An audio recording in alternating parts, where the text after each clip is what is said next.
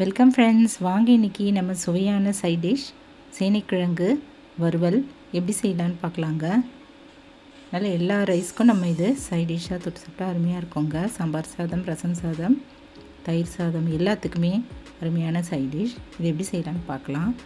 இப்போ நம்ம சேனைக்கிழங்கு வாங்கிட்டு தோல்லாம் சீவிட்டு மஞ்சத்தூள், உப்பு, கொஞ்சமாக புளி ஒரு குக்கரில் போட்டுட்டு தண்ணி ஊற்றிட்டு இந்த கிழங்கு இதை போல் போட்டு நல்லா வேக வச்சு எடுத்து வச்சுக்கலாங்க.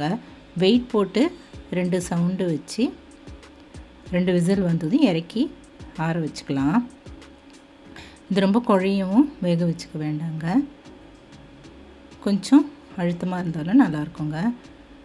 இப்போ இதை நல்லா ஸ்கொயராக அப்படியே சின்ன சின்ன பீசஸாக கட் பண்ணிக்கலாம். கொஞ்சம் திக்காகவே நம்ம கட் பண்ணி எடுத்து வச்சுக்கலாங்க. ரொம்ப மெலிசாக இல்லாமல் கொஞ்சம் திக்காக இதை போல் ஸ்கொயராக கட் பண்ணி எல்லா கிழங்கையும் எடுத்து வச்சுக்கலாம்.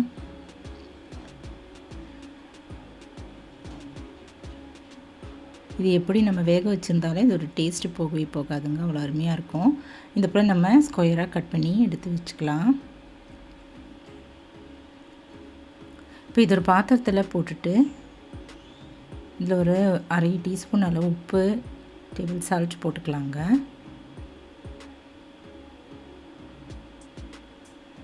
போட்டு தேவையான காரப்பொடி, நம்ம ப்ளெயின் மிளகாய் தூள் ஒரு 1/2லேருந்து 3/4 டீஸ்பூன் அளவு போட்டுக்கலாம்.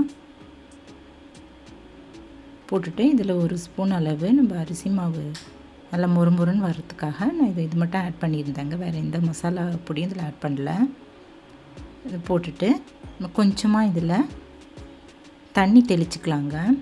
ஏன்னா இது ட்ரையாக இருக்கும், அதனால் கொஞ்சமாக தண்ணி இப்படி மேலே அப்படி தெளிச்சிட்டு நம்ம இதை பரட்டி வச்சிடலாம். நல்லா அது போல் பெசரி வச்சிடலாங்க. பெசரி வச்சுட்டு ஒரு 10 நிமிஷம் அப்படியே ஊறட்டும், மூடி வச்சிடலாம்.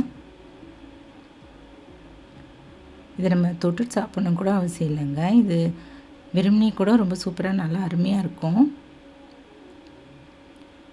இது எங்கள் வீட்டில் எல்லாருக்குமே ஃபேவரட்டான சைட் டிஷ்ஷுங்க.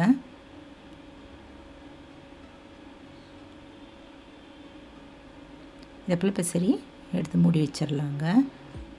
ஒரு 10 நிமிஷம் கழித்து பார்க்கலாம். இப்போ 10 நிமிஷம் கழித்து நம்ம ஒரு கடாயை அடுப்பில் வச்சுட்டு அதில் கொஞ்சமாக ரீஃபைண்ட் ஆயில் ஊற்றிக்கலாங்க. இந்த கிழங்கும் நல்லா ஊறிடுச்சு. தனித்தனியாக கொஞ்சம் கொஞ்சமாக ஒரு 10-15 அது போல் போட்டுக்கலாங்க. தனித்தனியாக இந்த கிழங்கு அப்படியே போட்டுட்டு பொரித்து எடுத்துடலாம். ஒரு பக்கம் இது ஏற்கனவே வெந்ததால் நம்ம ஒரு 2 நிமிஷம் வெந்தால் போதும், உடனே நம்ம திருப்பி போட்டுடலாங்க.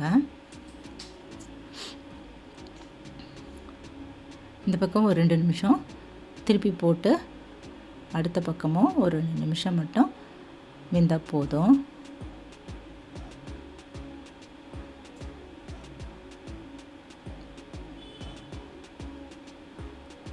ரொம்ப ஃப்ரை பண்ணி எடுக்கணும்னு அவசியம் இல்லைங்க.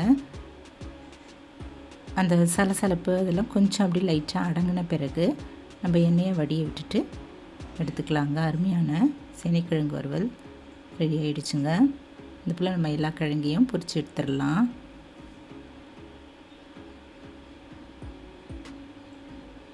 வேக வச்சு நம்ம எடுத்துட்டால் டக்குன்னு இந்த சைட் டிஷ்ஷை செஞ்சிடலாங்க. ரொம்ப டேஸ்ட்டும் கூட.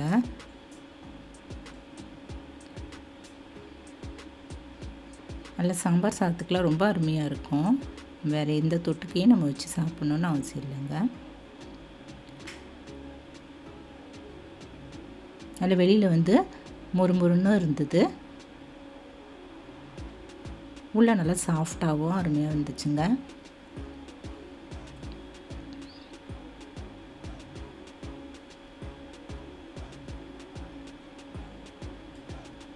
நீங்களும் இந்த டேஸ்டான சேனைக்கிழங்கு வறுவல் இப்படி ஒரு முறை செய்து பாருங்கள்.